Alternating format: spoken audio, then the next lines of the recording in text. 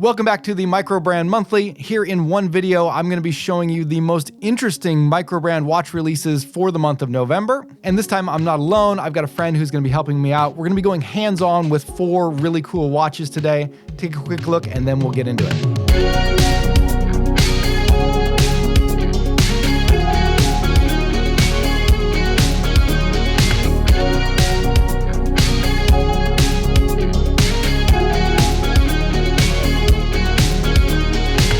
Hey guys, welcome back to Just the Watch. My name's Dave, and as always, I'm recording from my home in Iwate, Japan. This is the November Microbrand Monthly. I've got 2 watches to show you guys today, but I've also got a friend, Shane from Relative Time, has 2 watches that he's going to show you as well.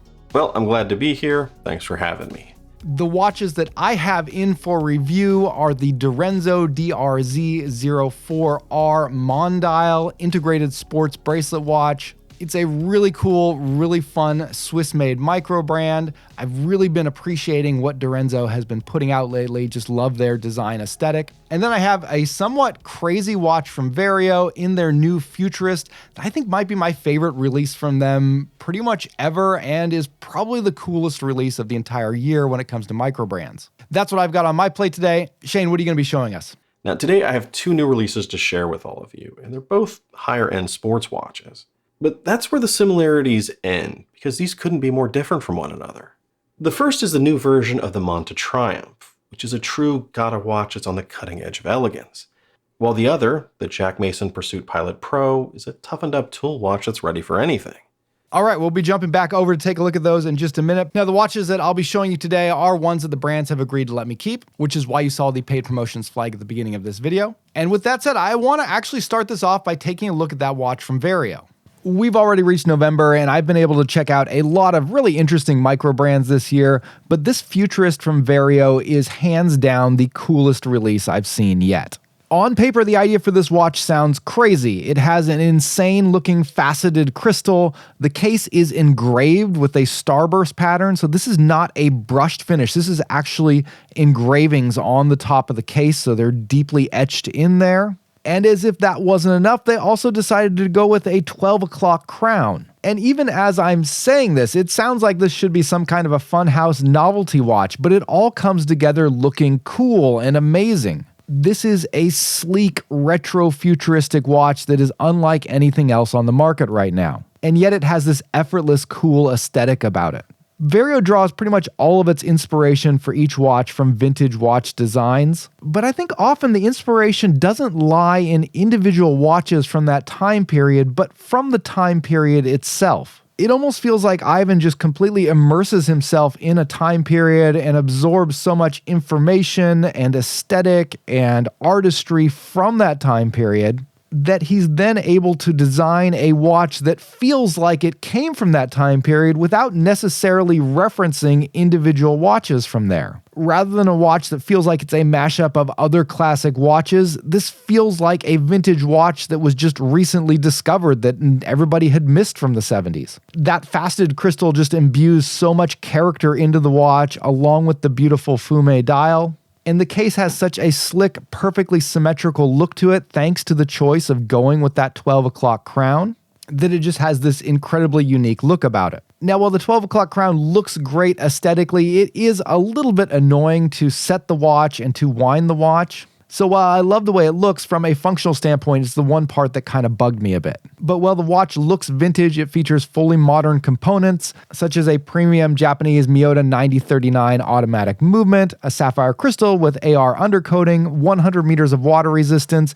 and actually really good lume, which is surprising because that's the one area that Vario has consistently disappointed me on in the past. But here the lume is great and it looks great on this kind of futuristic looking piece. Given all of the custom components in here for $688, I think this is a good deal. At that price, it comes included on a beautiful Italian leather strap, but if you want to go even more vintage, they have this really cool looking elastic metal bracelet that is just so 1970s. These are limited edition watches that are available right now from Vario's website. All right, now Vario is a Singaporean-based micro brand. We're going to head over to Switzerland next to take a look at the new Direnzo Mondial. I got my first taste of Direnzo watches about a year ago when they sent a couple over for review and just absolutely fell in love with the originality of their designs.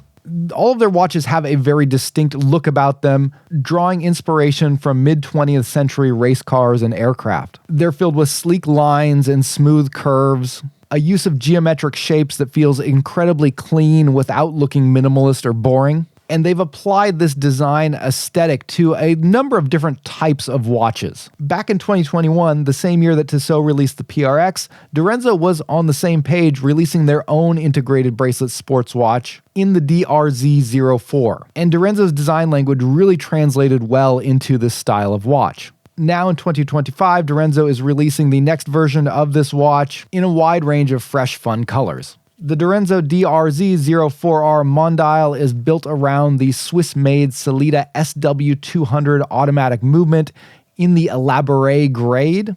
And this watch doesn't just feature a Swiss-made movement, the watch itself is also manufactured in Switzerland. And that in itself would probably be enough to justify the price of 800 Swiss francs or about $990 US. But for a Swiss-made microbrand watch that has this much character to it and this high a quality in terms of finishing and build, even though the price isn't cheap by any means, I think Direnzo is still squeezing a lot of value in here. The watch features an extremely well-crafted dial that has a very unique shape to it. This is a bowl-shaped dial that flows seamlessly from the flat part in the middle and then curves up at the edges to reach the case. That just gives the watch such an interesting look from so many different angles. The dial layout itself is a mix of printed and applied markings. They give off something of a technical look that is detailed, visually engaging, as well as highly legible. The markers, as well as the skeletonized handset, both feature beautiful flowing curves and circular designs. And since this is an integrated watch, those same curves are found throughout the case and bracelet design as well. The case and bracelet of the watch are perfectly matched and flow seamlessly into one another. The bracelet gives the watch a very substantial look across the top of the wrist so that even though it's a 38mm case, it has more than enough wrist presence to look good even on my slightly larger 7.5-inch wrist. One of the big challenges of an integrated bracelet is often that you're kind of stuck with that bracelet. And so the bracelet had better be pretty good. And thankfully, that's definitely the case here. It's beautifully finished and perfectly balanced. And it also features half links so that even with the included butterfly style clasp, you're able to get a very good fit on the wrist, making this one of the rare integrated bracelet watches where I'm actually really happy to wear it just in the stock configuration. But Direnzo has gone above and beyond to give you options. They offer both leather and rubber straps that can be changed on here. And if a butterfly style clasp without micro adjustment is a deal breaker for you, they're actually also going to be offering a sport clasp that can be fitted on here as an optional upgrade, making for a ton of flexibility in how you want to wear this watch. Pre-orders will be going live on November 15th, and you can check out the whole slew of different dial options on Direnzo's website. All right, next we're going to look at a little bit higher segment of the market. Shane's got a couple of very impressive micro brands to show us, one from Monta and one from Jack Mason. Let's take a look. Let's talk Monta Triumph. Now, when it comes to micro brands, Monta is known to be one of the best when it comes to quality, creating brilliant watches that can stand up to entry-level luxury. The original Triumph, which is actually one of my favorite watches, was the field watch of their collection. And the reason I love this one so much is because I feel it's a true explorer alternative. A very subtle, yet still elegant and engaging watch with a design all of its own. However, it was one of their older watches, and now they've decided to phase it out for an entirely new version. And as you can see, this is one where not only the design has been shifted to be something more explorer-like, but it's also now a little bit bigger at 40mm. Now personally, I vastly prefer the original, but that's no longer an option. And what you really need to know about this new version is that it's everything you would expect from Monta and at this price point of $1,850. So it's a gorgeous watch with an amazing fit and finish. Monta has polished up almost every millimeter of this thing. And the dial itself is also amazing with fantastically finished hands and indices. I think you could easily put this up against anything from Tudor or Longines. And the only area where it's going to come up short is a lack of a specialty in-house movement. Yet Monta still went with the best that's readily available, which is a Sellita SW300-1, but is one with a 56-hour power reserve. One of the things I think is really interesting about this one is that Monta decided to go with a black opaline dial. And opaline is something that Tudor has become known for in recent years. It's a dial that's a little bit more matte with a slight sheen to it. Now, I was expecting more of a piano black like they did in the newer Ocean King, so I was surprised to see this one here. And I'm honestly not quite sure how I feel about it, but I can say that the opaline is less reflective, and I think that actually helps the indices stand out more clearly, improving readability. Compared to the original Triumph, there are a lot more polished sections here than brushed, making it less subtle, a lot less subtle. But at the same time, it also makes it a little bit more refined and elegant looking from across the room. Now, ultimately, and this is key here, I think it's still one of the best Explorer alternatives out there. I mean, how can it not be? However, that's also, I think, the watch's biggest problem, because it may be too Explorer-like, where it's lost a lot of its originality and is verging on homage territory. And as you'd expect, that's the biggest topic in the comments of my review of it. Next up is the Jack Mason Pursuit Pilot Pro, also released last month. And to really understand this one, you need to know about the original Pursuit Pilot, which came out at the beginning of this year. The original version is a great 39mm pilot's watch that was created to celebrate the brand's 10th anniversary, one which is inspired by the IWC Mark 16. So it's sort of a Type A Flieger with Arabics throughout, except here at the cardinal points, which are replaced with larger bars and the bigger triangle at the 12. Which I think adds a nice crosshair effect, really focusing your eyes right in on the dial. And the coolest thing about this watch is that instead of your typical painted dial for a pilot's watch, Jack Mason went with a Lumicast type dial, where the indices are 3D printed blocks of lume, giving the watch a lot more depth than your average pilot's watch, as well as some killer lume, which is also an improvement on most of the other pilot's watches out there. Now that's the normal pilot. The new version, the Pro version, does have a somewhat similar design, but they've now enlarged it and toughened it up to be a watch that's ready for anything. In short, they've made this the Tudor FXD of their collection, complete with a 120-click bidirectional, which is something you don't see very often, ceramic countdown bezel, something else you don't see very often.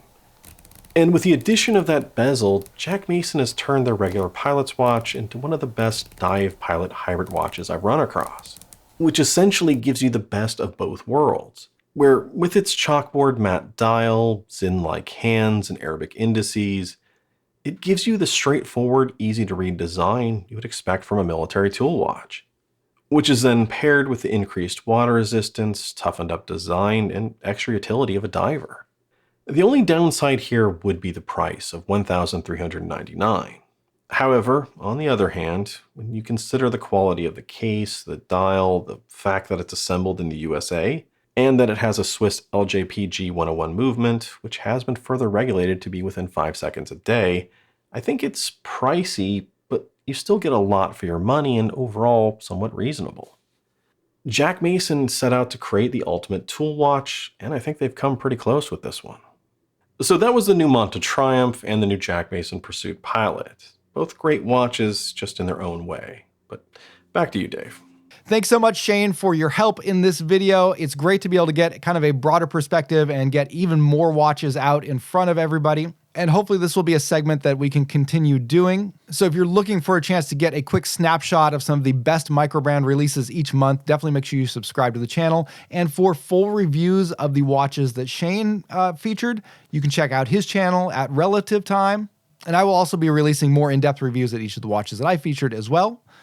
So stay tuned for those. But that'll wrap it up for today. Let me know what you guys think of each of these watches. Which one was your favorite? Or any of these ones that you're targeting or particularly interested in? Hopefully we've been able to put some interesting ones on your radar. Now, the weather is getting a little bit cold, so if you're looking for a cool watch-themed hoodie like this one, I do have hoodies available on my website at justthewatch.com. Do me a favor and check that out. Pick one up if you want to support the channel. But that will wrap up things for today. Thanks for watching. I'll see you next time.